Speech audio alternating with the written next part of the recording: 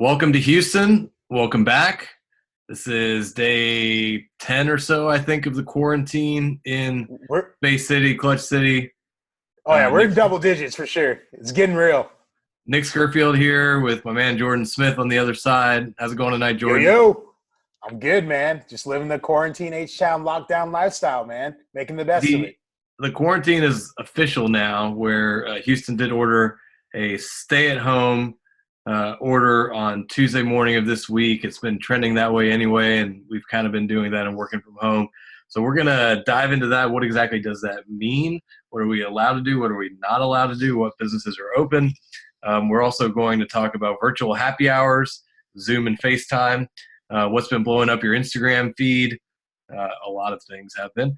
Virtual dating, an update on our segment last week where Jordan put some stuff out there into the universe, and we had some traction. So, and then we're going to get into Houston news. Kenny Rogers passing away. Some Houston birthdays we want to shout out. Slim Thug got the coronavirus. Nuke, DeAndre Hopkins. We're following up on that debacle of a trade, and also what that means for Deshaun Watson. Still can't believe it.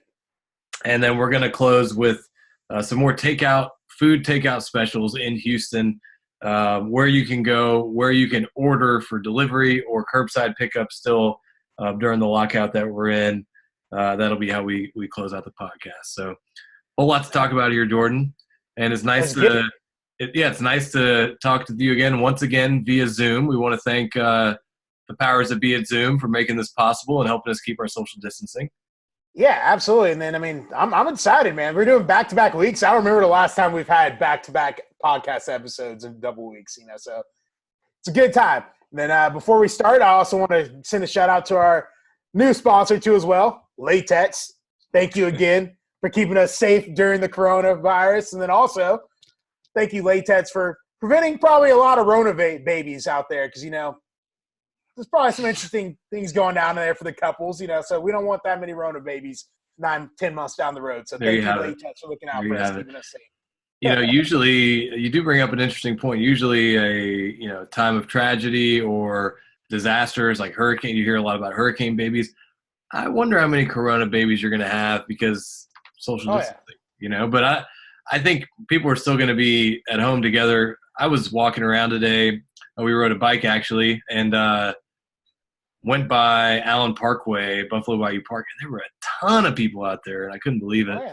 It reminded me of that beach in Florida where everybody was hanging out in the water and not heeding the warnings. But staying 6 feet apart, though. Did not look like it. So did they close down the volleyball court area over there? I think the volleyball court is closed off. Basketball courts and things like that are closed off. But let's talk about that. That's a nice way to start with our very first topic. The shelter in place is in effect in the city of Houston. It was ordered over the weekend in Dallas County. Our not so it says internet connection is unstable. Okay. How we doing? I'm good. Look good? I'm good. I can hear you. It was ordered over the weekend in Dallas County, and then Monday morning there was a press conference in Houston. They announced that they were not going to do a shelter-in-place or stay-at-home, but they might do it soon. And sure enough, Tuesday, the order came down. I'm reading from a Houston Chronicle article here. Harris County Judge Lena Hidalgo issued a stay-at-home order Tuesday, closing most businesses and directing residents to stay put, except for grocery stores and errands, in the latest measure aiming at spread of the novel coronavirus. The order was to take effect 11:59 p.m. Tuesday and expire on April 3rd. Workers in the energy, transportation, construction, and food service industries are among those allowed to remain on the job. But get this, the World Health Organization on Tuesday warned that the United States is at risk of becoming the global epicenter of the pandemic. So we are now on lockdown officially. Yeah. I think it's necessary, man. Like it's getting real. I don't know if you've seen the numbers today in New York, but I think like 15 people died in just New York City alone, and they're up to like almost like 30-something thousand cases. I want to say like it's a crazy amount. So it's better safe than sorry to have this lockdown. I think it should have happened 2 weeks ago, honestly. But hey, better late than never. But we got to. I'm gonna quote a Houston song, but I'll do a little remix with it. But H-Town, this is for real. We got to keep it trill, but stick to that lockdown. That lockdown. A little bit of a remix. Doesn't rhyme, but hey, but we got to keep it real. It's honestly a very real thing going on, and we got to be smart about it, guys. We really do. And then just to kind of reiterate. I'm not even going to pretend. What was that song? You never heard that song where it goes, H-Town for real. Who sings that Gotta song? keep it trill. Gotta keep that money. Get that money. So it's a Kiati remix, but it's got a bunch of Houston rappers on it. It's pretty dope. Pretty dope song. I haven't seen it. We might have to have that at the end of the podcast for our going away song once the episode's over. I think that could be potentially. I got some other songs to drop during the episode, though. We're gonna have some fun with today.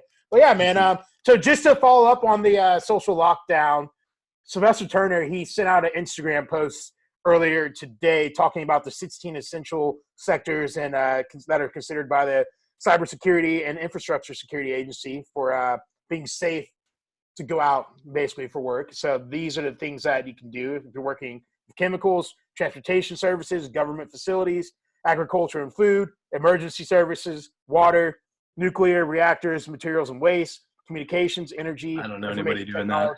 Healthcare and public health, critical manufacturing, defense and industrial base, commercial facilities, financial, and then dams. So, dance.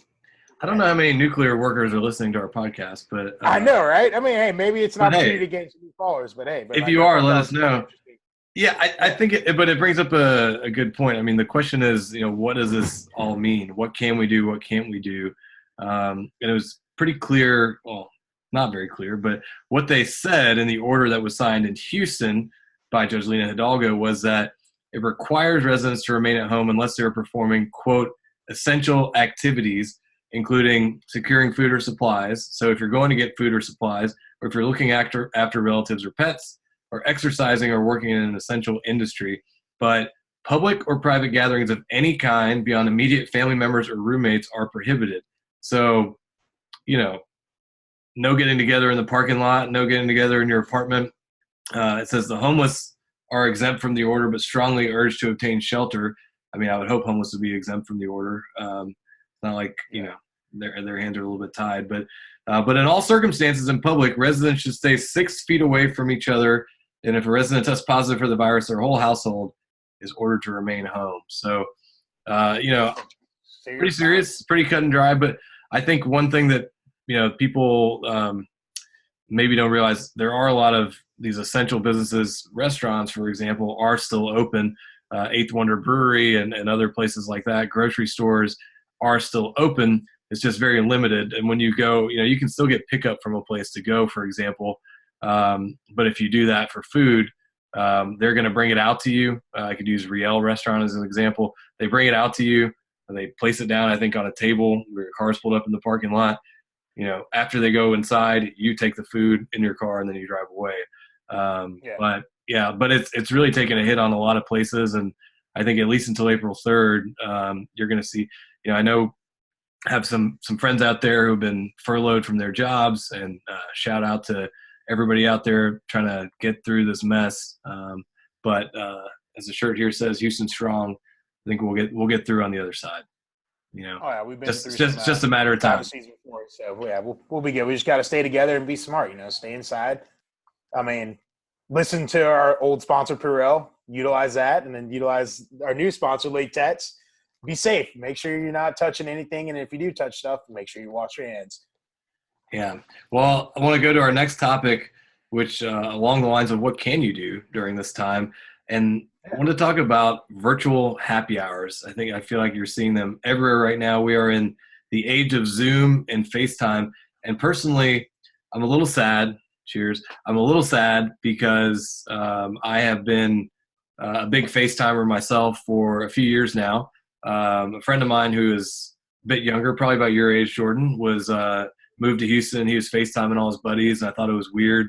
But he's like, why wouldn't you FaceTime people? If you can see them, wouldn't you rather just see them when you're talking to them than just talk on the phone? And so right. I've been a big FaceTime proponent myself over the last few years, and now I feel like the novelty is off and everybody's doing it. So I don't feel as cool anymore, I guess, along those lines.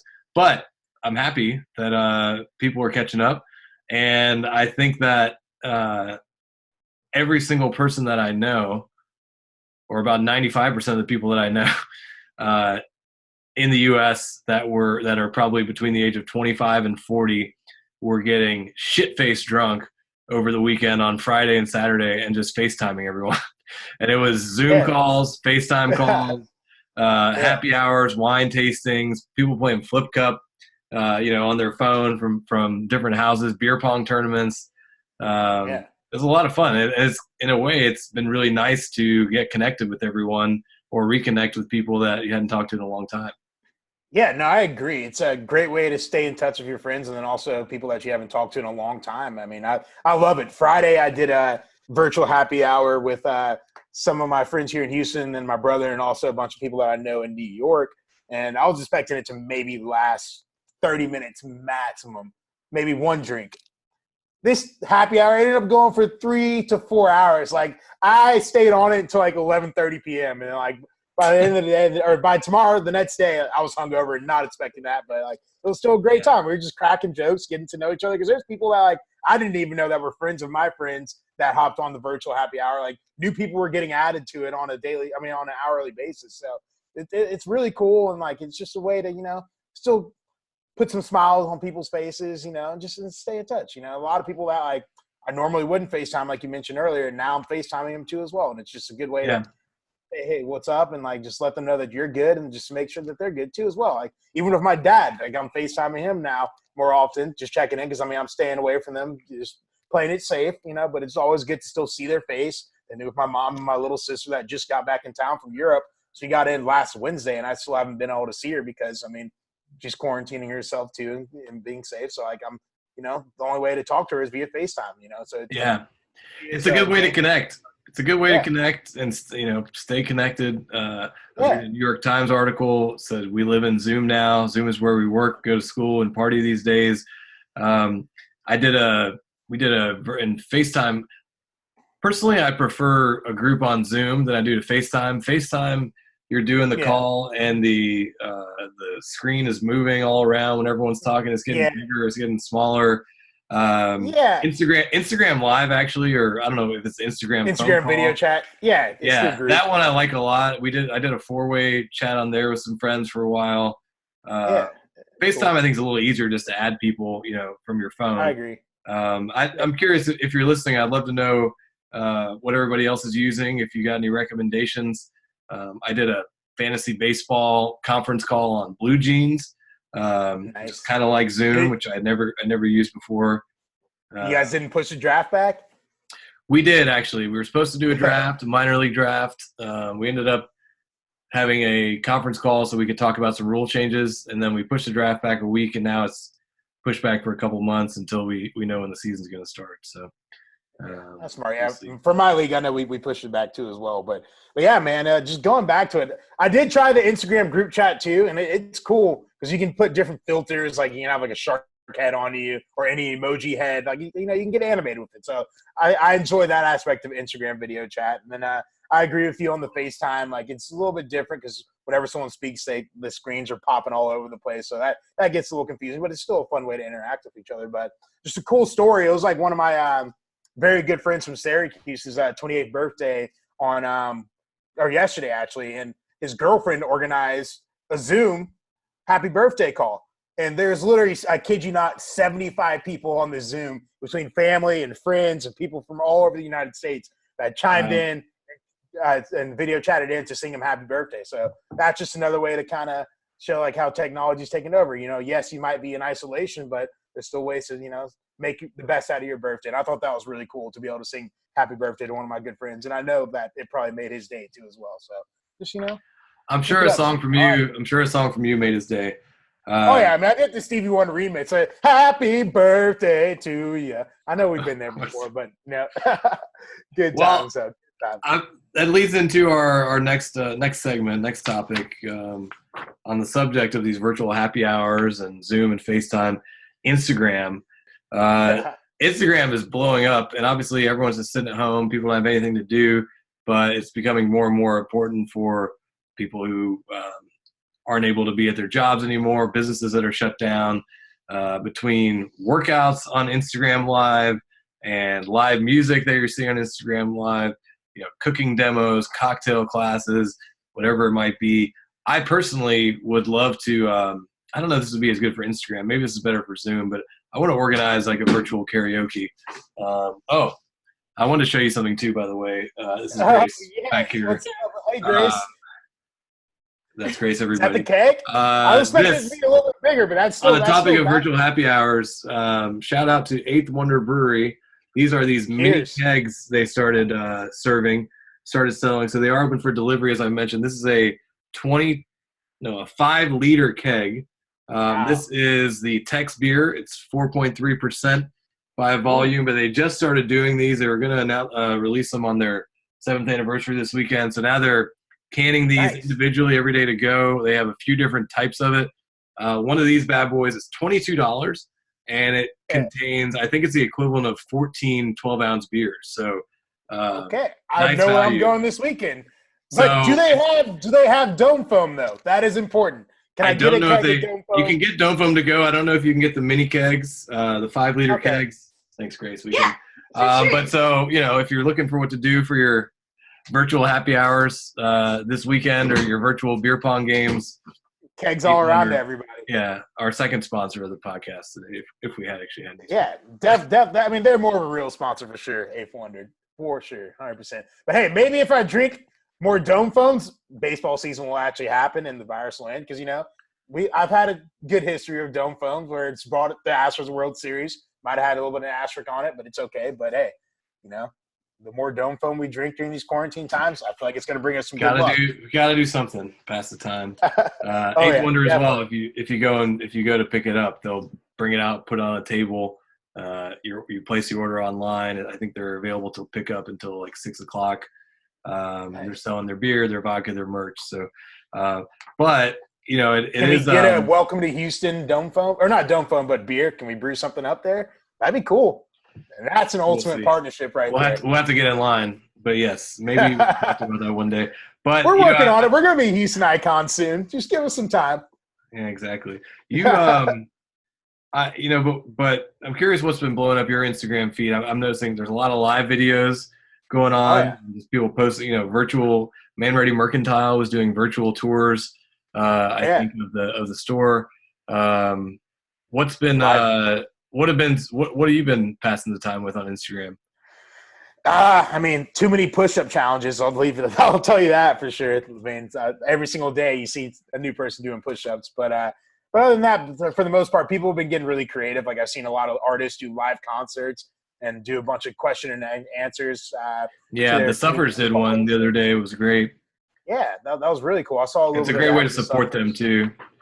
Yeah, no, definitely. I agree. And then I know Chris Shepard, he's been doing some live videos too as well, chefing it up. So, I mean, showing people how to like correctly cook a steak. As chefs do. Yeah. So I mean, I think it's as chefs do. It is important for a chef to chef it up, as long as it's chopped the food style. But yeah, man. So I mean, just it's been a new wave of people getting creative in the digital world, and figuring out a way to how to still keep their brand relative, and where people can innovate and just keep in touch, and and still interact and talk to their followers. So I think it's been cool. And even in the sports world, like there's trick shots everywhere. I've been enjoying seeing all these trick shots, a lot of golf shots, like darts, a little bit of everything. Personally, I think that stuff is crap. And this ESPN, the Ocho stuff, and all the Dude Perfect and all that. Crap. I mean, I enjoyed ESPN the Ocho. I'm not gonna lie. That was a fun Sunday. I sat down and watched it for about a couple hours. Like belly flops, that was good. Then they had like literally tram racing from Europe somewhere. That was very interesting. But hey, man, I saw NASCAR did a simulator race, which is pretty intense. But on the subject of innovating, I wanted to talk about virtual dating. We put out there last week some sort of etiquette, I guess, if you will, about quarantine dating and how do you go on a date on quarantine.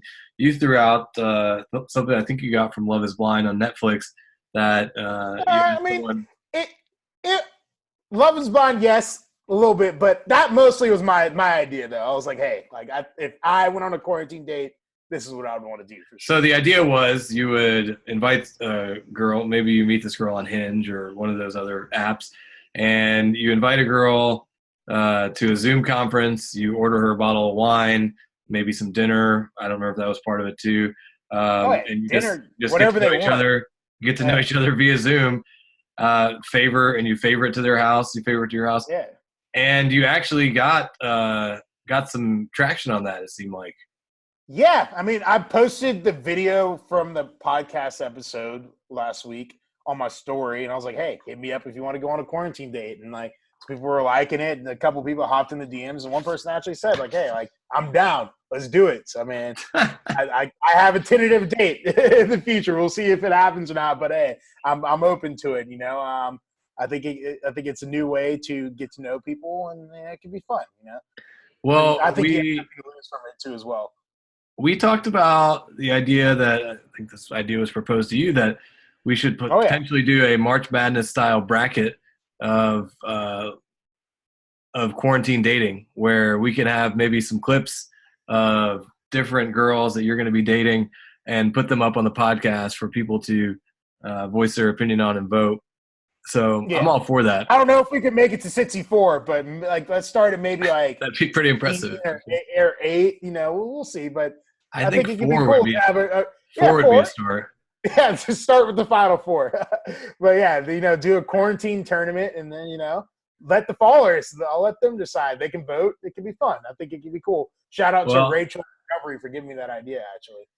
Well, shout out to Rachel, and shout out to anybody who's listening who thinks that's a good idea. Let us know, or if you have a recommendation for Jordan, someone you want to set him up with on a blind. 281-330-8004. Hit Jordan Smith on the low. No, I'm kidding. That's not my number. That's Mike Jones' number, but hey, it's all good. Yeah. I'll give out my number, though. Is that Mike Jones' number still? Was that his real phone number? I tried calling in like middle school, but like I didn't get any responses, so I'm assuming it's. Was it ever a real number? I don't. Yeah, I assume no, but it'd be a better move if it was. Well, I agree. Well, we'll have to circle back on this. Love is Blind or favor Zoom dating, whatever it is. We want to just do the second half of the podcast here, talking about some Houston specific news. We've talked a lot about the COVID-19 and what everybody's doing on social media, but a few things on the Houston front that we wanted to get to, which we'll be doing more regularly on the podcast as well. And we'll talk about DeAndre Hopkins a little bit more and Deshaun Watson.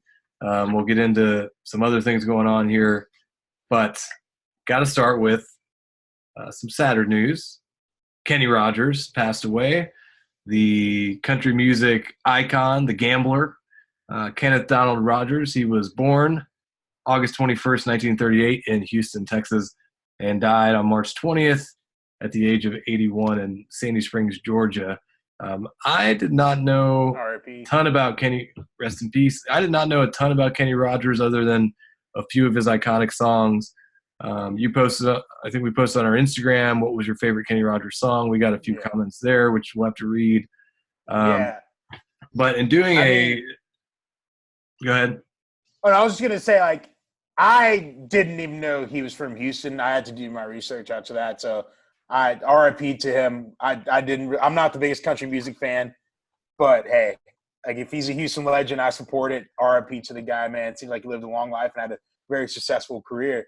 Well, he definitely did. I could have seen him at the rodeo. Well, he definitely did, and I'll share some information here with you, Jordan. I was please pulling from the Houston Chronicle. Some of this was new to me as well, but this is from Joey Guerra, the Houston Chronicle, music writer extraordinaire over there. He writes, Rogers was born on August 21st, 1938 in Houston. He attended Wharton Elementary School, Jefferson Davis High School, and later the University of Houston. After stints with the Bobby Doyle 3, New Christie Minstrels in the first edition, he launched a solo career with the 1958 single That Crazy Feeling, which became a local hit. His breakout was 1977's Lucille, which topped the country chart, went top 5 on the Billboard Top 100, and became his first of 2 UK #1 singles. It was followed by a string of pop and country hits, his signature tune, The Gambler, She Believes in Me, You Decorated My Life, Coward of the Country. and his 1980 ballad "Lady" became his first number one on the Billboard Hot 100. Joey said his alternately smooth and husky voice was matched by a silver mane of hair and one of music's greatest beards. Shout out to that. Got a lot of great beards here in Houston. As you can see, my beard's coming in a little bit too. I'm working on it. It's coming in patches. But yeah, I'm growing a quarantine beard right now, for sure. I think we all are. A lot of people are, but continue. My bad. Sorry. His duets with Dottie West earned him a spot alongside classic country duos. His poppy pairing with Dolly Parton, Islands in the Stream, remains a karaoke favorite. We've Got Tonight, which is a duet with Sheena Easton, showcased another facet of his appeal. He also appeared in a string of TV movies, including 5 of them inspired by The Gambler. A couple other things. In 1999, he became the oldest person to have a number one country song at the age of 61. That song was Buy Me a Rose with Alison Krauss and Billie Dean. And he opened a chain of chicken restaurants, Kenny Rogers Roasters, in 1991. What? It was spoofed on an episode of Seinfeld. And if you're a Seinfeld fan, you probably remember those episodes. I think it had something to do with Kramer living upstairs and too much light from the sign coming into his room or something. But anyway, and his last tour, The Gambler's Last Deal, came through the Houston area in 2016 and 2017. So there's going to be a new biography, Kenny Rogers, on A&E, premiering on April 13th. Nice. Good timing. So I didn't know a lot of this stuff about him, other than a couple of the big classic songs. You got to know when to hold them and know when to fold them.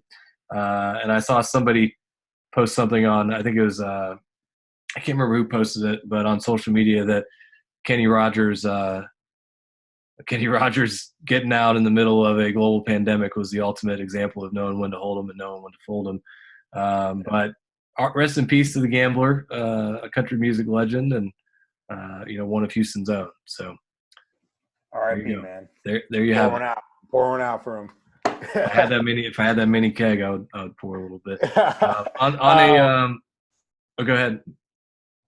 Oh no, I was just gonna say I gotta listen to some of his music, because I'm one of those people where, like, if I hear a song, I'm like, oh yeah, I've heard that song before. So it's probably an encounter where, like, I've definitely heard some of his stuff before, but I just didn't know it was Kenny Rogers or that he's from Houston. So I'm gonna listen up, and I'll come back to you next podcast episode on which jams I've heard before. We've got you posted on the podcast page what was your favorite song, and we'll just read a few others from DJ Seek01. He commented his favorite Kenny Rogers song was "She Believes in Me" and "Love Will Turn You Around." That's Robbie Wong, the DJ extraordinaire from Glitter Karaoke and Blood Brothers Barbecue. Captain Dustin 813 just gave us an emoji as a response. Nat B. Jenkins said Lucille and Just Dropped In. So a couple of things maybe for you to check out, and definitely some good listening. So I'm not like a diehard country fan, but some of those are all-time classics. So rest in peace to Kenny Rogers, the age of 81. And on another note, health-related note, a little bit of a scare here, but it seems like he's doing okay. Slim Thug, did he announce that he tested positive for coronavirus, I believe? Is that what happened? Yeah.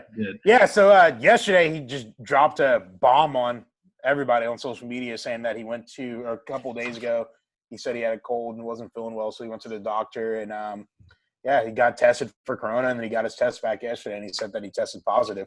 A lot of people didn't believe him, which is the effed up part, but yeah, he showed the video of him getting the test, and it's real, man. So you gotta stay safe out there. And the thing is, like, the crazy part, he's been in isolation. Like, I don't know if you follow him on Instagram, but like, he's been in his place, staying safe. Been DJ, doing a lot of, speaking of Instagram Live and virtual technology. He's been doing a lot of IG lives where he's been making his beats and going live. Having fun with it. So I mean, like, he's been staying safe. So it's crazy. Like, he said he really didn't have too big of symptoms now. Like, he's feeling a lot better. So it's just something just to be careful about. Like, you might have the slimmest of symptoms, but you might still have it. So just be careful out there. Nice. Yeah, see what I did there? The slimmest of symptoms. But also, I got another little reference in honor of Slim Thug, just to encourage people to be safe out there. But, it's like, Slim Thug, he used to run the streets all night and day. But now, Corona, it runs the streets all night and day. So stay inside. Be safe because it's out there.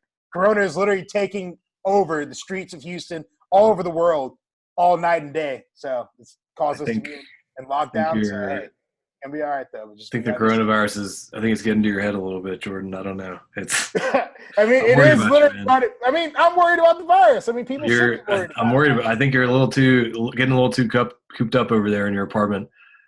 I mean, yeah, I'm going to go crazy if I'm here for 2 more weeks. We'll see what happens. But, hey, I've been singing more often, so maybe you'll hear a new album coming out soon. The mixtape, the EP, Welcome to Houston Special. We've heard about at least full songs worth or 2 on the podcast here today. So it's entertaining, though. On a happier note than Slim Thug having coronavirus, and we hope wish him a speedy recovery. Sorry. I mean, I should have – On a happier note, we do have a couple of Houston birthdays we'd like to shout out. Yeah. 2 former guests of the podcast, including Bun B, who was our first ever guest, and Charles Adams, a.k.a. Big Angry. You can follow him on Instagram at Big Angry Law. Houston radio show host, and Bun and Charles Adams are together on, is it Face Off, I think, on Isaiah Factor on Fox 26. It was getting spicy, man. I watched a couple clips. Did you watch it? They debate all sorts of topics, and they get into. I mean, Charles is a big dude, hence the name Big Angry. Not a guy you really want to mess with, but he and Bun are very close. He's Bun's attorney. They're also very good friends, so happy birthday to both of them amidst all the quarantine. Hope they had a good one. Shout out to Bun and Big Angry. Happy birthday to you guys. I know y'all still kept it true. Both of those birthdays. Honestly, I hope someday that they have a joint birthday. I'm sure they have in the past, but if they do, I would hope to be in attendance to that birthday where I could celebrate with both of them, because those are 2 Houston legends right there. And it's a blessing that we've had them both on the podcast. So if you haven't listened to those 2 episodes, go back and listen to it for sure. Blessings on blessings. Another thing we want to hit on here, we got 2 more topics to touch on. We're going to talk about some takeout food specials that are still ongoing to close out the podcast. Before we do that, we have to revisit or at least my least favorite topic of late, even though I'm wearing a Texan shirt, the Houston Texans and that awful, abysmal DeAndre Hopkins trade, which was 9 days ago today, fateful day in Texans history, March 16th, 2020, a date which will go down in infamy, where they traded the best wide receiver in the NFL for a backup running back, took on his entire salary, which was an albatross, and all they got back was a second-round pick and swapped fourth-round picks. Yeah. When they were trying to dump the guy's salary. Yeah. He was a backup running back. He was last year. He started the season, then he had some health scares, but I mean – I wouldn't describe him as a backup running back. He almost went 2 years ago. He was a backup running back, and the Texans took him off Arizona's hands and gave away DeAndre Hopkins, an icon of the franchise that has had very little to cheer about in the grand scheme of things, and the number 1 target of Deshaun Watson, who went to the same school as him several years after, and had great chemistry with him. Deshaun Watson tweeted 2 days ago, I don't know how I'm going to make it out of here clean. Can't even keep track of who plays for the other team. Iconic duos rip and split at the seams. Granted, those are Drake lyrics. Quoting Drake. Yeah, quoting Drake. Right. But you don't just tweet that. You don't just tweet that 5 days or a week after they take away your number 1 guy without having meaning behind it. You've seen, what was it? You texted me something about Deshaun Watson liking a photo of Bill Belichick on Instagram or something like that. I mean, there's some talks. I mean, one of my buddies just sent this to me on Instagram today, and it made me want to vomit, honestly. It was a DM, and it said that Deshaun Watson is the 2021 betting favorite for becoming the Nets New England Patriots quarterback. Vegas odds have a bet on this. So after that, I was like, hey, Deshaun, I hope you listen sometime. We still love you in Houston, man. B.O.B., we might not love him, but we love you, Deshaun. You got to stay. You are the H-Town X Factor. We need you here. Don't even think about leaving. We got you for at least the next 2 years, hopefully, knock on wood. But hey, Deshaun, we love you. Hopefully. Keep on doing your thing. It's gonna be the light. You gotta look at the light in the future. It's gonna be all right. I appreciate you wearing gotta that follow the plan. shirt just Oh, to yeah. try and help keep him in Houston. That's Hey man, I'm a salesman. I gotta throw out my pitch. I got you. Like they Deshaun, any chopped. Honestly, like, hey, we talk about quarantine dates. I'll go on a quarantine date with Deshaun. I'll send him some food. I'll send him food whatever he wants, chopped and food style, so he stays in Houston and doesn't even think about leaving. But regardless of the fact that we're even in the situation, I don't know much about off on it. It's ridiculous that it's even a thought that our star quarterback wants to leave potentially. It's fucking ridiculous. Excuse my F-bomb there, but it is ridiculous. I don't know much about Deshaun Watson's dating life, but I don't know if you're his type, Jordan. But it's no, I mean he's dating a hot Instagram model. I'm just talking about being friends with him. I'm not like none of that, but like I'm just saying like, hey, I got you, man. I got you. But the fact that the New England Patriots do need a quarterback right now, and they basically just own the Texans, dating back to the unfortunate was dubbed as the Letterman jacket game, and be it before that as well. And look at the Texans backing off of trying to get Nick Caserio as a GM when the Patriots accused him of tampering, which I thought was a weak move on their part. And now it would not surprise me at all if Bill Belichick is able to pry Deshaun Watson from Bill O'Brien for a third-round pick or something like that. Even all these trades we made, we still don't have a first-round pick, and we still have it's becoming more and more of a joke. And if Deshaun Watson goes, the sad thing is you're seeing most people on Twitter and Instagram or wherever people are commenting on such things that people are saying they wouldn't be mad if he left. Let him get out of here. And it's starting to get to where it was with Andre Johnson a long time ago. I question those Houston fans and their morals. I'm just going to do that. They wouldn't be mad if he left because they want to see him in a situation where he can succeed. And right now, I think we can still succeed, And I got to stop saying we because they're not. Like, I don't know if they're my team right now. So I think the Texans can still succeed because at the end of the day, he's still a top 10 quarterback in the NFL. If Will Fuller stays healthy, which is a really big if, then he's been an awesome player. But man, it's just still hard to get over that DeAndre Hopkins trade. And it doesn't look like from the looks of social media that Deshaun Watson is over that trade either. So he's not. And then today, like honestly, it hurts so much. Like the trade was finalized, and I guess Nuke is in Arizona. He's like, "What up, Arizona?" And then he had a Photoshop photo of him in a Cardinals jersey with Fitzgerald and Kyler Murray. The Cardinals posted his top 10 highlights. His top 10 highlights from last year, and it made me sick. It made me want to cry a little bit. It's play after play after play, but hey, it is what it is, and life will move on. We have other things. I hope so. 2020 has been pretty awful, so I'm ready to just hop on Madden. I wish this could be a reality. When you're playing a dynasty on Madden, and it's like sim to the next season or to the next year. We need to do that with 2020, where I can just push X, simulate this year, get to 2021, where the Roughnecks will probably be 2021 champions too as well.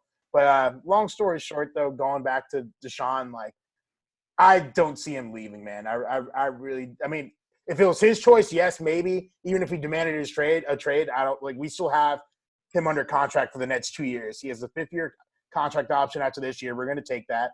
And then after the 5th year, we can franchise him. So it could be I wouldn't be so sure about anything with Bill O'Brien. He can get Kirk Cousins. He can get Kirk Cousins where he's our franchise quarterback, hopefully for at least the next 4 to 5 years because we just keep on franchising him. But hopefully also in the next year, BLB will be gone and the issues will be solved, So we'll see what happens. It's a waiting game, but I got faith that we're smart enough not to trade your first-round pick, someone that you traded another first-round pick to get, and a lot of other assets. So, I think we'll hopefully smarten up.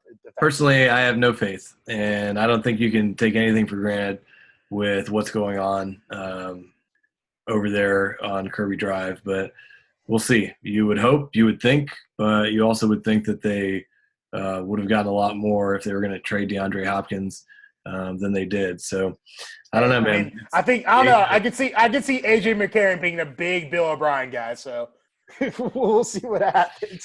Maybe we'll bring back Brian Hoyer and Brock Osweiler. Brian Hoyer is your starting quarterback for the New England Patriots. But we could do all that, and we'll just end up right back where we were, losing in the divisional round. So maybe it doesn't really matter. But I think Deshaun Watson does give them a chance to actually achieve more. And I mean, he's a MVP caliber quarterback, and you just hope that they do enough to hold on to him, don't piss him off, and don't drive him away, because he is, despite Bill O'Brien, despite how boneheaded and head scratching all these moves are, he still gives you a chance, I think, on every single week to win. And if he gets in the playoffs, as you saw in his college career, he's a guy that loves the spotlight and the big moments. We haven't seen that translate yet into a ton of playoff success, but I mean, not playoff success, but he's had his moments in the regular season at least. So, but there's a reason the Bills playoff game, he was awesome, and second half brought it back. Yeah, he brought it back at the end of that game, and almost single-handedly pulled it off for him. And just hope that he's around for a few more years, and hopefully the next 10 years. Either Bill O'Brien figures it out, or he just outlasts him. So I mean, like I said, I got faith. Like, there's a reason why my brother and we call Deshaun Black Jesus. He's going to lead us to the promised land. I got faith in him, man. Come on. Jesus. Come on, Deshaun. We got you. Final topic here. We want to close with the restaurant recommendation, as we always do. Last week, we highlighted restaurants that were offering to-go service. We want to talk about a few more places doing that this week, because that's all you can get right now. You can't dine in at restaurants, obviously, with the lockdown in effect.